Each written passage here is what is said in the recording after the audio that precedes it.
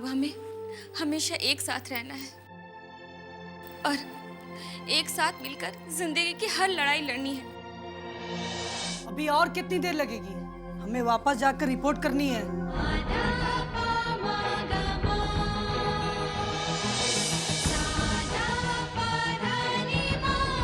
वो सड़क पर अपनी खुद की हरकतों की वजह से आए, अब उनका कुछ नहीं हो सकता। ये आपने कैसे सोच लिया डैड? अब उनका केस मेरे हाथों में है और मैं पूरी कोशिश करूंगा कि उनको उनकी कोठी वापस मिल जाए। तुम्हारे सामने अब दो ही रास्ते हैं, तुम अपना परिवार का साथ देना चाहते हो या फिर उस कोठी वाली का। चलो अंजलि।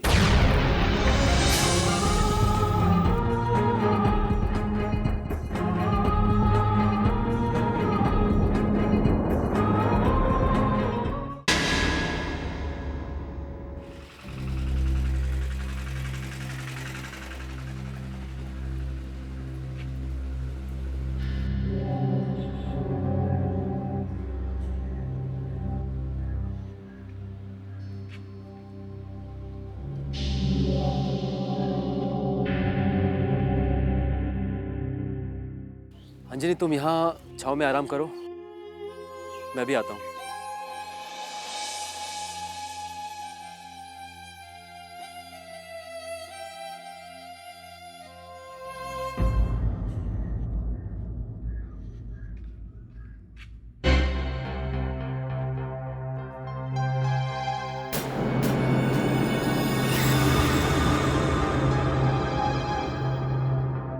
सरकार बनाम नूर बीबी वगैरह सरकारी घोषित की जाती है कि इस भवन में आपका कब्जा अवैध माना जाता है, लिहाजा सरकार इसे अपने पक्ष में सील करती है। आज्ञा से जिला मजिस्ट्रेट, उत्तर प्रदेश।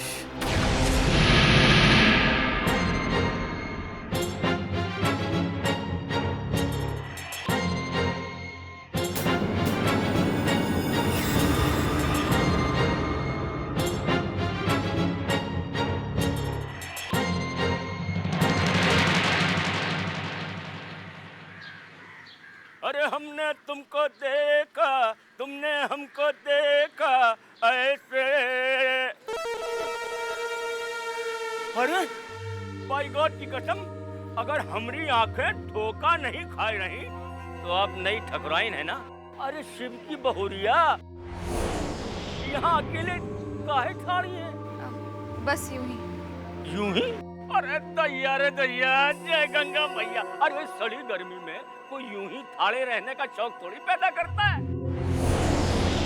खैर, शिवराज कहाँ गए? अब वो बस सामने गए हैं।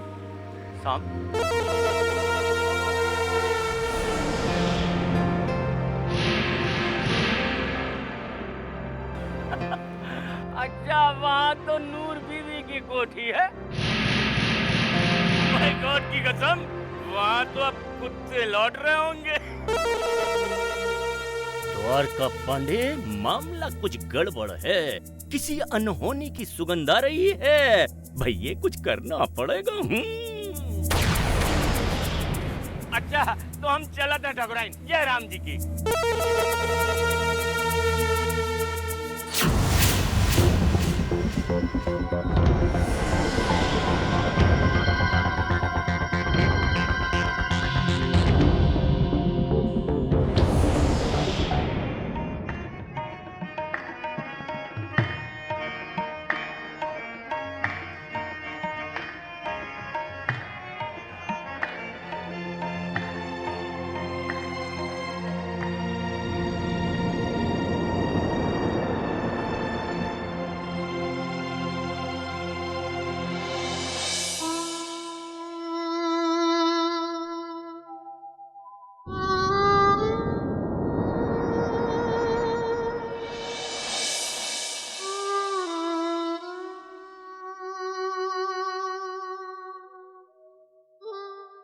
जलाली बाबा, मेरे औलिया, मेरे पीर, हम पर अपनी इनायत करो बाबा। आज हम पर कोई छत नहीं, अपने ही घर से रुखसत कर दिए गए। हमारी जिंदगी में ऐसी वीरानी का इजाफा मत करो। ये बनारस की मिट्टी माँ की तरह है, हम इसे छोड़कर कहीं चैन से नहीं जी पाएंगे। हमें रास्ता दिखाओ, हमारी मदद करो, मदद करो।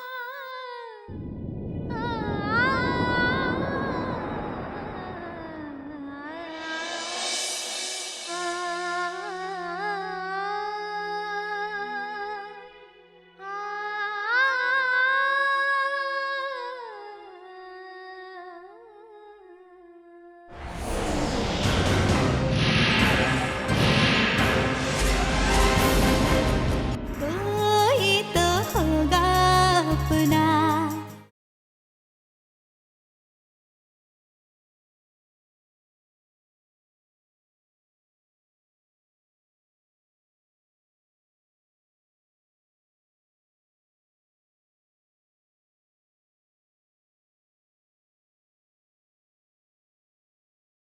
कोई तो होगा अपना।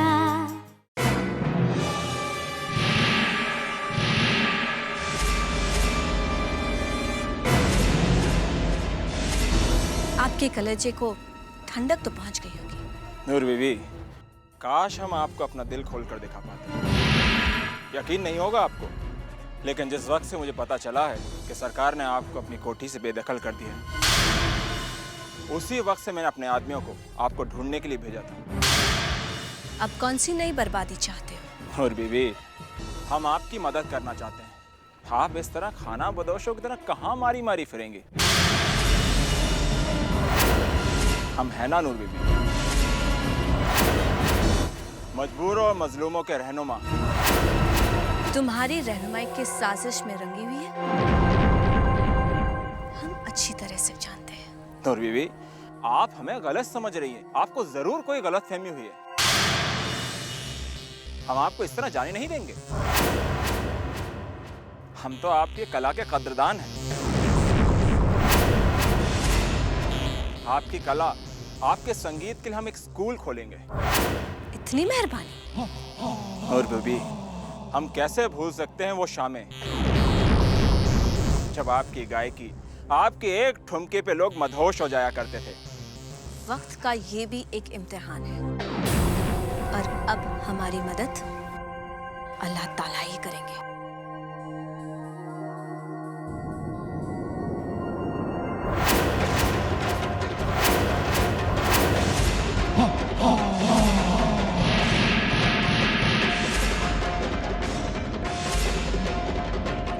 आदाब।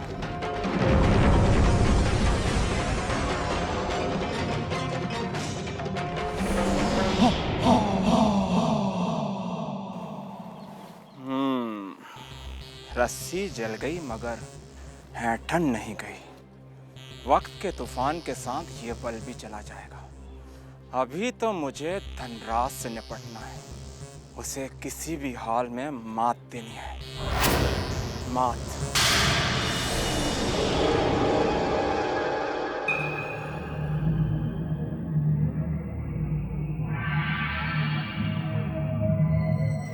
आज मुझे पूरा यकीन हो गया है कि मेरे घर पर इसी की काली साया मंडरा रही है। जब से ये सुहाग का नूपुर आया है, तब से कोई ना कोई अनहोनी हो रहा है। अब तो कैसे भी इससे छुटकारा पाना होगा, वरना इस साई के चलते मैं अपना सब कुछ खो बैठूंगी। बाबूजी ने अच्छा किया या बुरा किया, ये तो हम नहीं जानते, लेकिन शिव भैया और अंजनी भाभी के घर से जाने के बाद हम अकेले पड़ गए। ये घर हमें काटने को दौड़ता। मक्खन, मक्खन। हाँ मम्मी जी, आ रहे हैं मम्मी जी।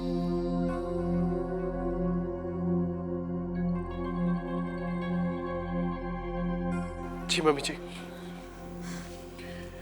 मक्खन, तू कब तक अपने आंसू को मुझसे छुपाता रहेगा?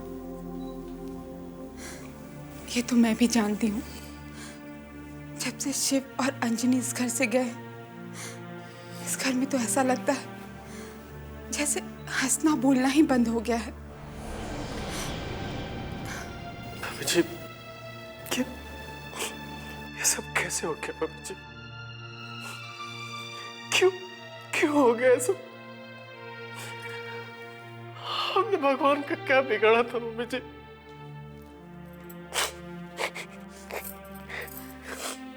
अच्छा मक्खन सुन, मैंने तुमसे उस पंडित का पता लगाने के लिए कहा था, तुमने पता लगाया या नहीं? घर में ऐसा माहौल था तो मैंने पता लगाने की कोशिश नहीं की।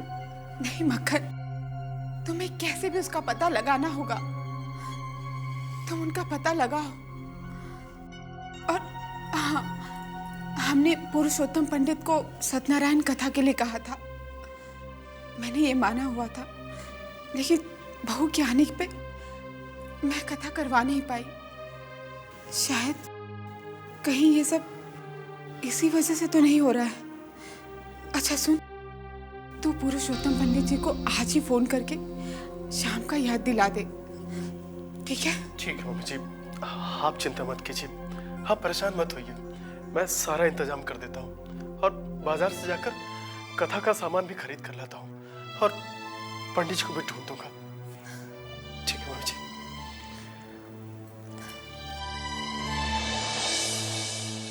शाम को पूजा रखी है जानवी, किस लिए? सत्यनारायण भगवान की अपने बेटे की वापसी के लिए। देखो जानवी, जो घर छोड़कर चला गया उसकी ममता में घुलने से कोई फायदा नहीं।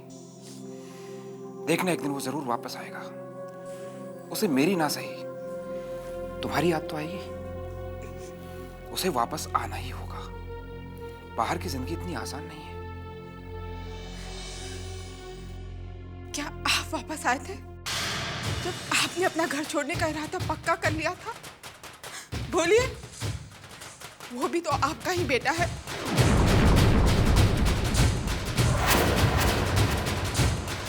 तुझे अपने बेटे से ज्यादा प्यारा ये खेत और जमीन है ना माँ, तो सीने से लगा कर रख उसे। अब अगर तुझे जाना है तू अकेले जा, मेरी बहू और मेरे पोते को मेरे पास छोड़ जा। उनकी जिंदगी अब मेरे साथ ही बननी और बिगड़नी है माँ, तुम उनकी फिक्र मत करो। मैं तुम्हें इस जमीन का एक धूर भी बेचने नहीं दूंगी। तुम जाओ जहां जाना है, अपने पुरुषार्थ के बल पर कुछ बनकर दिखाओ। जाओ। अगर ऐसा ही है माँ, तो मैं तुम्हारे पास से अब एक फूटी कौड़ी भी नहीं लूंगा। जो भी कुछ करूंगा अब अपने खुद के बलबूते पर ही करूंगा। कहीं मैं अपना बेटा हमेशा के लिए खो ना दूं। कोई तो होगा अपना।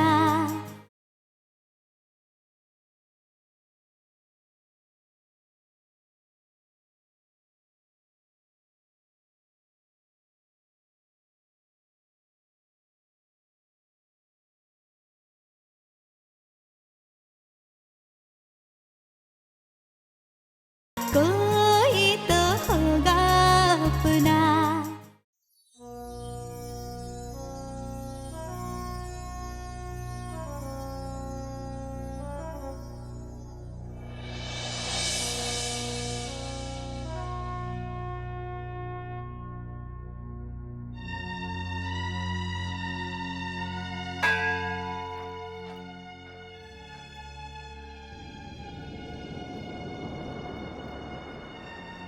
क्या बात है बेटी, किसी का इंतजार है क्या? पूजा पर ध्यान दो। भगवान सत्यनारायण की पूजा के बाद सारे भूले बिसरे लोग सब मिल जाते हैं। क्या करूं पंडित जी, मेरे बच्चे रूठकर घर छोड़कर चले गए हैं। आप ईश्वर से प्रार्थना कीजिए कि मेरे बच्चे जल्दी घर लौटकर चले आए। बेटी, तुमने सच्ची हृदय से ईश्वर को याद किया है। ईश्वर तुम्हारी सारी मनोकामना पूर्ण करेगा। मम्मी जी, आप चिंता मत कीजिए, भगवान आपकी जरूर सुनेंगे। आप कल से ही निराजल व्रत हो और इतनी कठिन तपस्या कर रही हो, भगवान आपकी जरूर सुनेंगे। उनको सुनना ही होगा। ईश्वर बहुत दयालु है बेटी, वो सब पर कृपा रखता है। तुम्हारी सारी मनोकामना पूर्ण करेगा, तुम्हारा कल्याण होगा। लाइए पंडित जी, दीजिए। चलिए पंडित जी।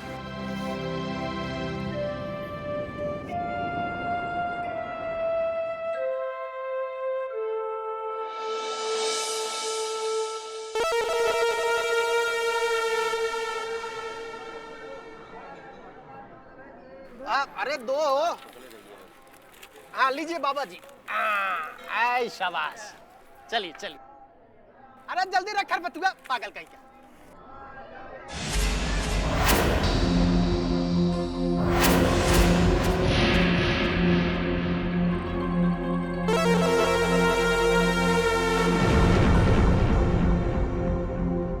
क्या पंडित जी, बड़े लोगों पे नजर पड़ी तो हमारा भाग बाजना ही छोड़ दिया? मैंने इन्हें कहीं देखा है। देखा है? हाँ। अरे ठकुराइन है, ठाकुर धनराज जी की बीवी। अरे बहुत बड़े लोग हैं। हाँ, बनारस शहर के गिने चुने लोगों में से एक।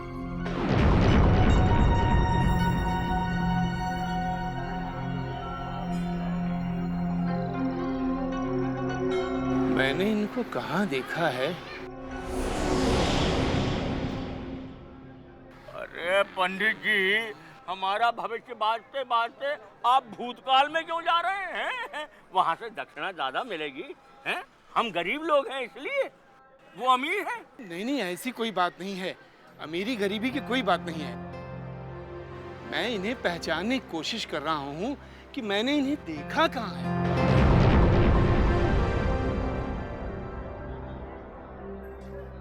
माँ अबू के लिए कुछ खाने को दो ना। शिव, मेरे बेटे, मैं जानती थी तुमने सुबह से कुछ नहीं खाया होगा। मक्खन, मेरे बच्चे दोनों घर छोड़ के नाराज होकर आ गए।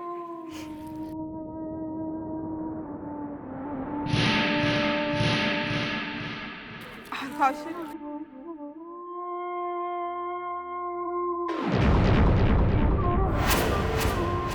मालकिन, मालकिन चलो चलते हैं।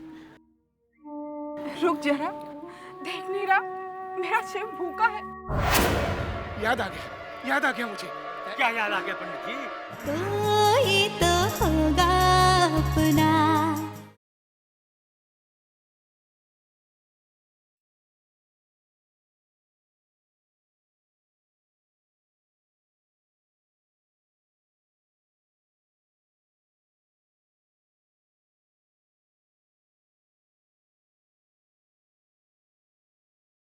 कोई तो होगा अपना। याद आ गया मुझे। क्या याद आ गया पंडित जी? अरे तुम कह रहे थे कि ये एक अमीर ठकुराइन है। बहुत अमीर है। लेकिन आज से तकरीबन 20 साल पहले पति पत्नी बीमार बच्चे को गोद में लेकर रामेश्वर मंदिर में आए थे और एक रात सर छुपाने की मुझसे याचना की थी। वो रात आज भी मुझे अच्छी तरह याद है। कौन है आप लोग? कहाँ जाना है? जी, हम मुसाफिर हैं। जाना तो शहर है, लेकिन रात घिराई है और हमारा बेटा शिव बहुत बीमार है। नारायण नारायण। अरे बच्चे का बदन तो कोयले की भांति तप रहा है। जी, इसी की चिंता है। अगर आपकी आज्ञा हो तो आज की रात हम यहाँ इस मंदिर में बिता लें। भोर होते ही हम चले जाएंगे। कृपा कीजिए पुजारी जी, इस भरी रात में हम बीमार बच्चे को लेकर कहाँ जाएंगे? और बारिश होने के भी आसार नजर आ रहा है। ये लो शिव, ये भी खा। मालकिन चलो यहाँ से मालकिन। ये शिव भैया नहीं है। चलो मालकिन।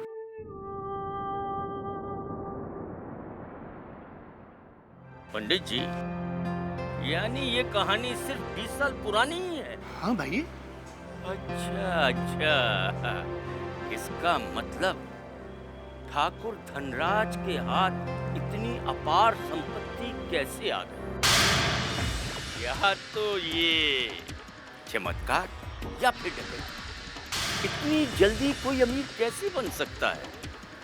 और फिर 20 साल पहले ये परिवार कहाँ से आया था?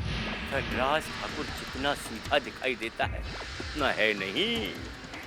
समय आने पर इस कहानी से पर्दा उठाना होगा द्वारका पांडे, पर्दा उठाना होगा।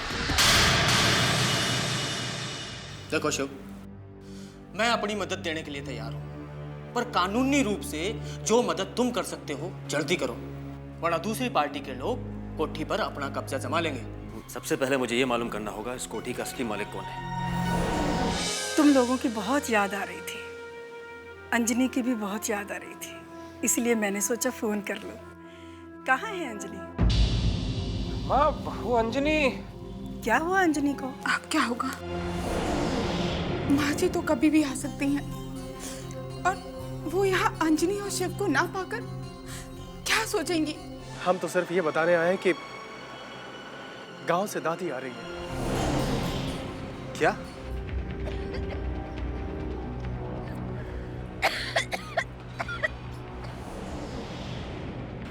बेटा, हमें लगता है ये खांसी हमारी जान लेकर ही दम लेगी। मैं आ रहा था तो मैंने देखा कुसमी और कुसमी की माँ। कुसुमी? माखन तुम्हें कुसुमी कहाँ दिखी?